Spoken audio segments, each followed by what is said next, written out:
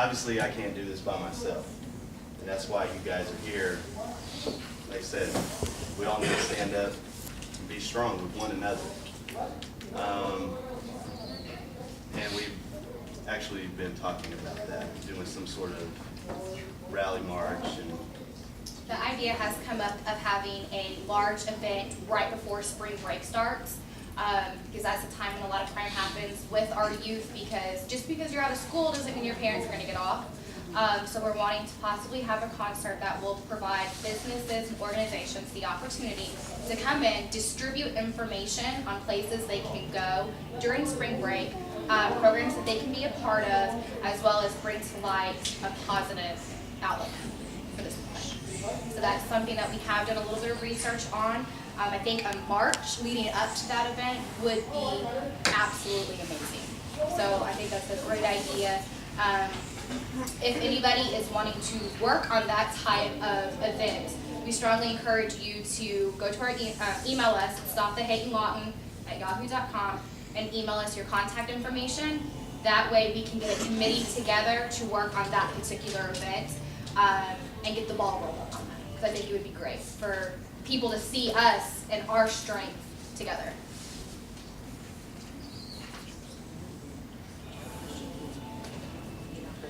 My name's, go ahead. My name's Jeff. I'm the owner.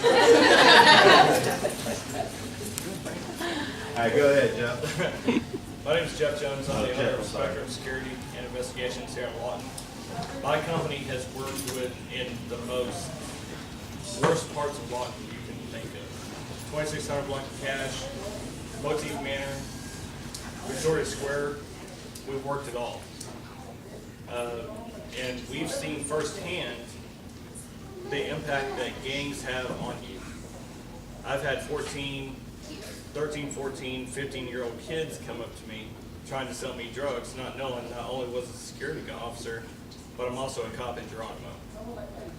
So, you know, once people, you know, start seeing that there's a life outside of gangs, what we want to do is set up a type of program, kind of like a youth challenge program, to take these, these juveniles that have come to know the gang life, take them out of that environment, even if it's for an hour, 2 hours, and give it back to the community. Taking down some of the graffiti that's on buildings, picking up trash along the highways, something that gives back to the community. That way they're also showing, hey, we want to change. We don't want this life anymore. And I mean, when you're in shootouts with 13, 14-year-old kids like I have, and you've had to arrest these kids, and they have no idea what they're doing. They just know what they've been shown. And what we want to do is change that to something that, is more giving, I guess you could say. Great idea. Appreciate it. I'm going to go right here next. Do you have something? I was just saying that, that I agree that it should be a committee started because different people can reach different people. You know what I'm saying? Because everybody's different. Everybody has different people they're associated with to get the word out. Because I know of a lot of people that was talking about this program that you have, but a lot of people that I know haven't showed up. A lot of them are not here. Just the point about coming out, because for some people it's hard to come for something like this because to them it's about the police. Anytime you say anything about stop the violence, it's the police. So of course they're not going to come because they feel like if they're there and they volunteer information or say anything, they're a snitch. How are they going to be treated where they're at? They have to know that it's not about snitching.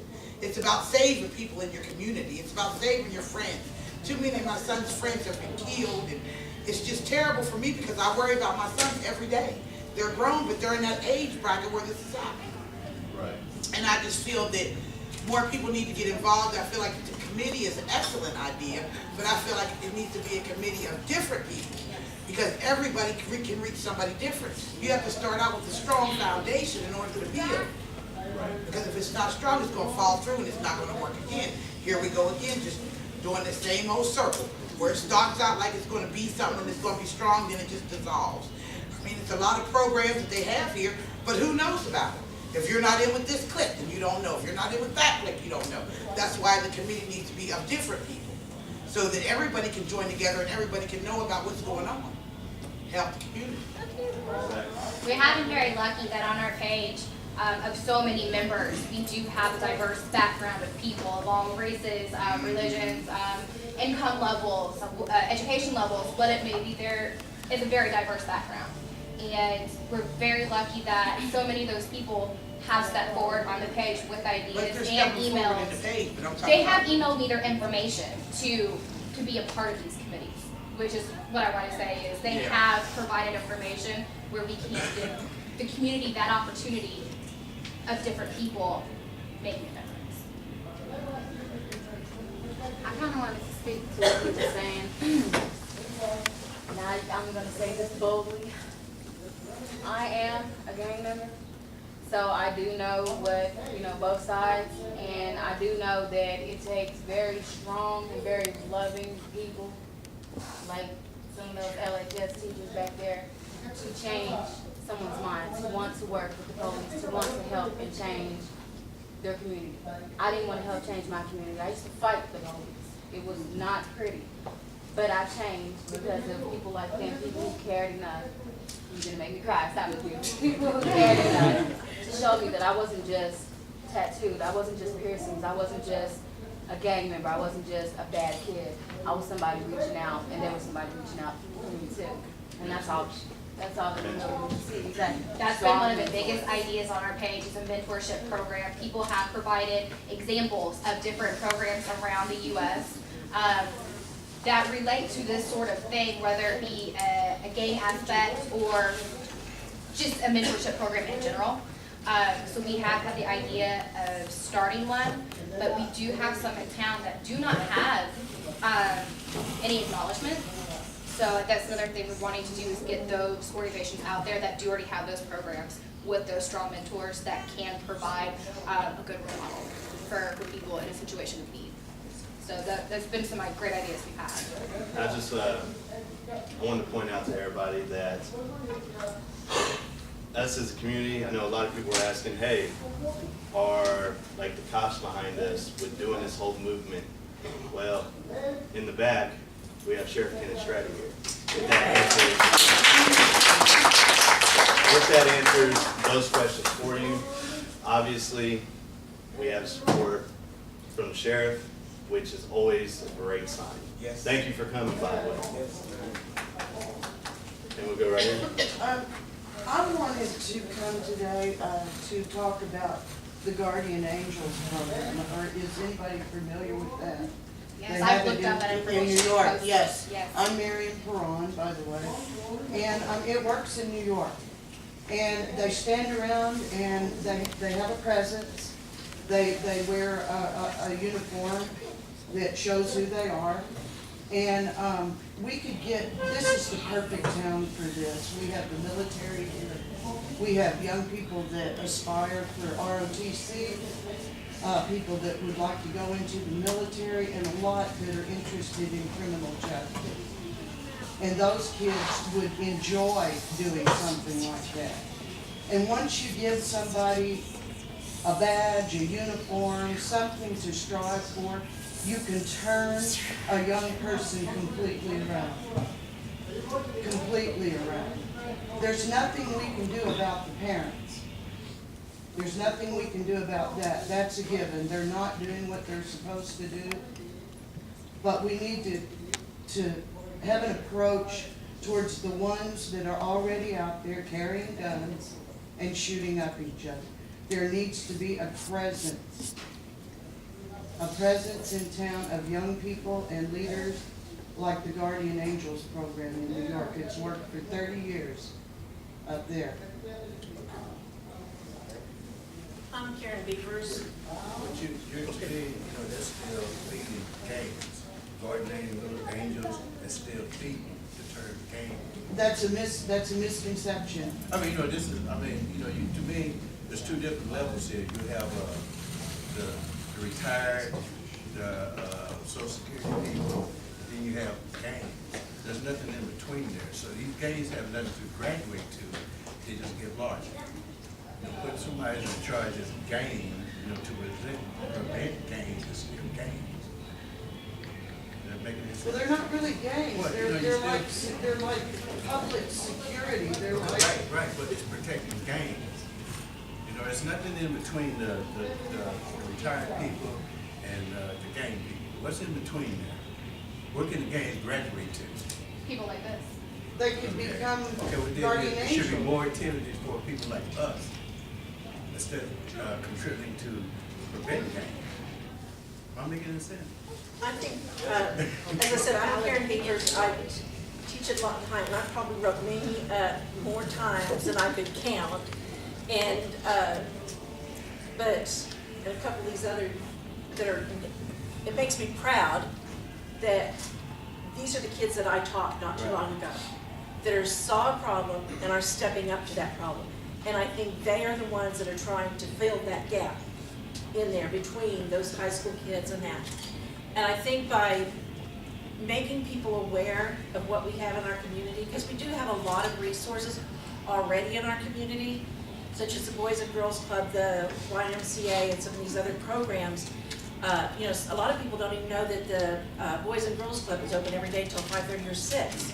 It has all kinds of activities. They're open during fall break. They're open during Thanksgiving break. There's all kinds of things out there, but we just, again, have to increase awareness and have to take away the idea that the Boys and Girls Club is only for anybody can go to the Boys and Girls Club. And I think that's where we need to be. One of the things that I have participated in the past, and I think it would be a good lead-in for this, for the other things that we're talking about, is there's a group, a national group that's called, they go for a season for nonviolence. And it's the time between the death of Martin Luther King and the death of Mahatma Gandhi, from the end of January to the first part of April. And during that time, there is a nationwide program that helps promote all of this kind of stuff that we're looking at. How can we get rid of thinking that violence is the only way to solve things? Trying to help find the alternatives to teach them. Because I'm sorry, I think parents can change, and I think that they have to know also that there's something out there for them too. And we get them, and we try to get them in schools and try to work with them in schools, and we just got to keep, there's nothing that says that, what I do today is exactly right, but with what I know right now, this is the best decision I can make. Tomorrow it may be another decision because I'll have another day's worth of life experiences. I want to comment on your question.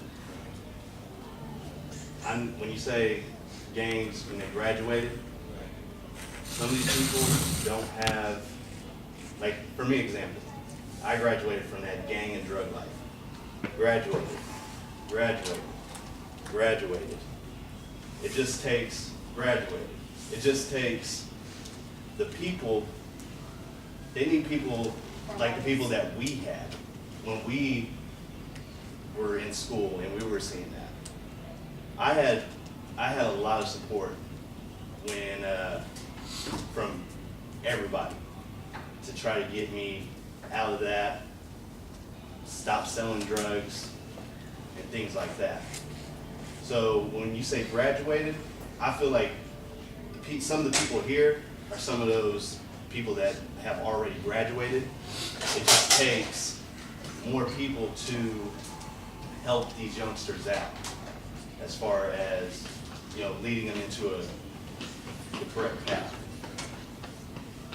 Yeah, I'm Rob Duncan. I'm a teacher at Eisenhower High School, and kind of following up, we got to stop being scared of our kids.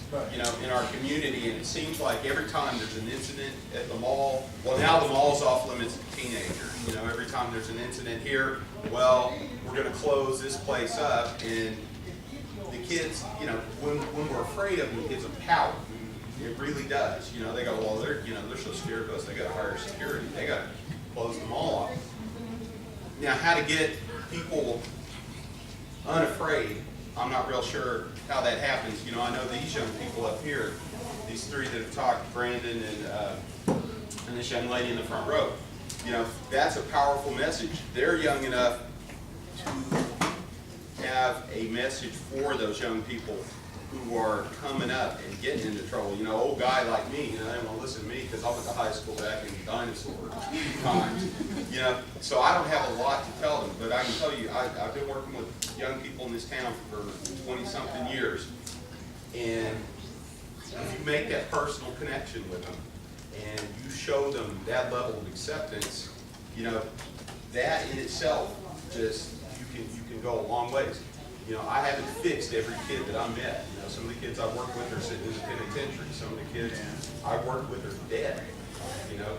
But some of them are out there working in this town or working somewhere else and have become these adults that we want them to be, responsible people. You know, but I look around and it seems like in this town, you know, if they're not perfect, we don't want them around. You know, if you're not perfect, well, we don't want you playing sports for our school. If you're, you know, so we have a whole big bunch of kids that are rejected. If they don't get acceptance from us, they're going to get it somewhere else. You know, and that's the appeal of the game. Here's a family that will love and accept me if I do what they say.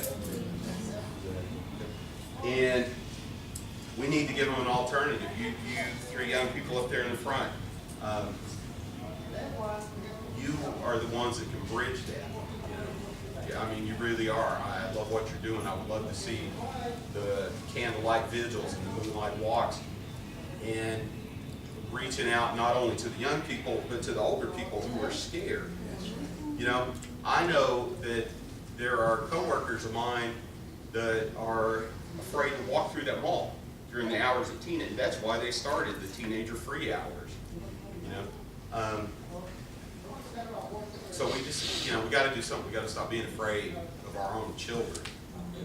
And I think that's the importance of bringing to light the programs that our town does have available, that provide role models and mentors to these kids that are a part of that, that can find an alternative lifestyle, and then bringing in different programs